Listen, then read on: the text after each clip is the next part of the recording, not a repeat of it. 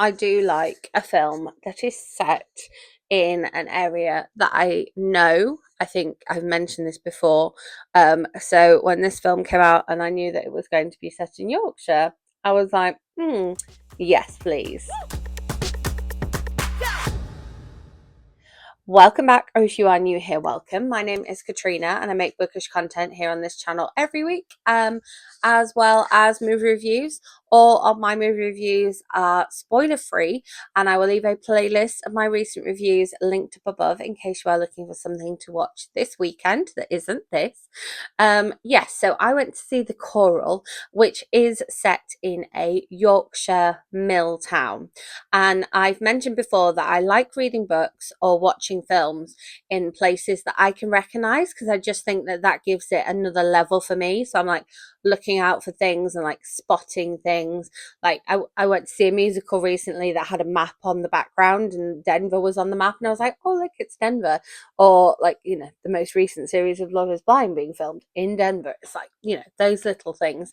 And so the fact that this was set in Yorkshire and featured actors I know as well, just gave it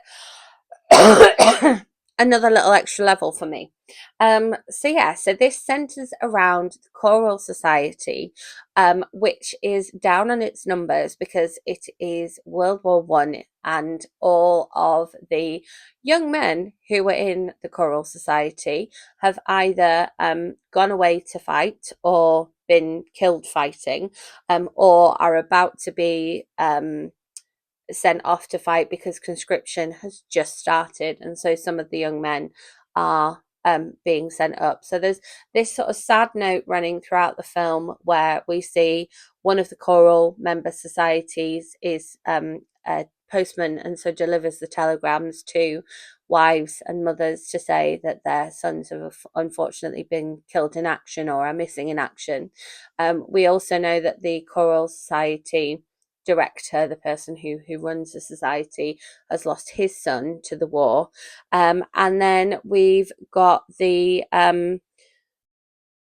one of the members of the society, her boyfriend has been missing, and so she kind of is like, well, he's missing, presumed dead, kind of thing. So we've got that storyline. So there's definitely a sad note running through it.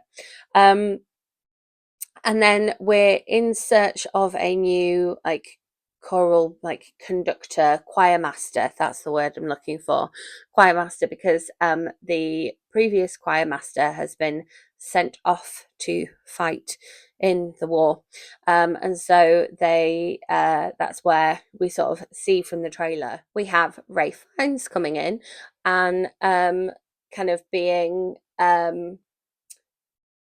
sort of auditioned for the role, but they're just not sure about him because he's been living in Germany, and obviously feeling towards Germany at that time and for the next few decades afterwards was not a friendly feeling. And so we've got these issues surrounding that, and it's sort of implied throughout the movie that the character that Ralph Fiennes plays is also gay, and his pianist is also gay. Again, it's never overtly talked about, but it is implied throughout the movie. And then we've got a member of the choral who is also black and is a member of the Salvation Army, and so all the things that that brings with it too. And it's really interesting because it was such a just like a feel good, comfy, not quite cozy. I'm not going as far as cozy, but when I was watching it, I just had this like feeling of like familiarity and like niceness that you don't often get these days with other like blockbuster films that you watch. I mean, even like British films, like I Swear, that definitely, I cried most of the way through that one and it made me feel uncomfortable. It made me think. And with this one, it was just like, we're just telling the story of this choir coming together and like performing this piece of music, which they haven't performed before. And they've had to get permission in order to perform them from Elgar. And we know that he may show up at the performance. It was just a nice story with this kind of like sad, like bittersweet thing running behind it of the feelings of the war.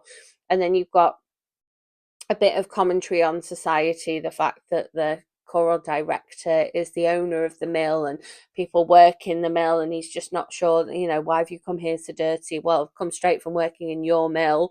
And he's got issues with his wife that you see off, away from everyone else because they've lost their son. And then you've got the undertaker, and you've got the photographer, and you've got the vicar, and then you've got this guy that comes in that people are worried about his allegiances because of him having lived in Germany. So you've got lots of little storylines going on, but there's a real friendship and there's a real sense of community in here. And there's some moments where I know that if I'd gone to watch this one when I was living back in Denver, there would be moments where I was the only one laughing in the cinema, I'm sure. I went to see it with a very small audience, so there were moments where I was the only one laughing.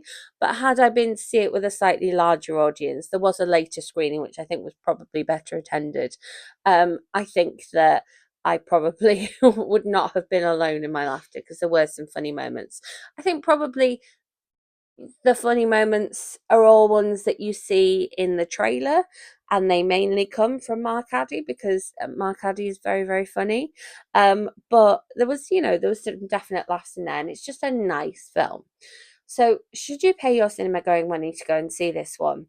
It's one of those where I'm like, I don't really feel like you need to go and watch this one in the cinema. It's just a case of, if you really want to watch it now, like if you want to see it before Christmas, go and watch it now while it's on in the cinema. Is it particularly that you need to go for the cinematography? No. So I think that's my answer really, is that no, you don't have to watch it in the cinema. So there you have it. As always, if there is a particular thought, cinema, no. If there is a particular film that you would like me to go and watch this week and bring my thoughts back to you here next week, please do let me know in the comments. If it is Wicked for Good, then I do already have my tickets for that one. We'll see if I like it any better than the other one. As always, if you enjoyed this video, give it a thumbs up, make sure you are subscribed and hit that notification bell so you don't miss out on any future bookish or film content. I do have a book versus movie coming your way very soon, so you're not going to want to miss out on that one. And as always, I will see you with my next video. Thanks for watching.